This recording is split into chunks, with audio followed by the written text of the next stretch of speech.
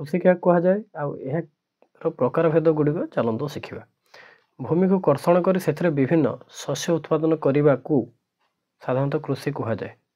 भूमि को कर्षण कर विभिन्न शस्य उत्पादन करने शस्य उत्पादन प्रणाली को साधारणतः कृषि कुहाଯାए।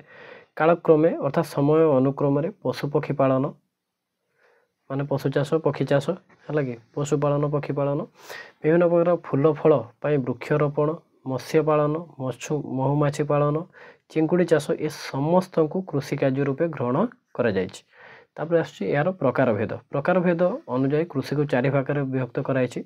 प्रथम आस प्रयोजन भित्तिक कृषि, द्वितीय आस स्थानांतरित कृषि, तृतीय आस सघन कृषि, चतुर्थ आस वाणिज्यिक कृषि।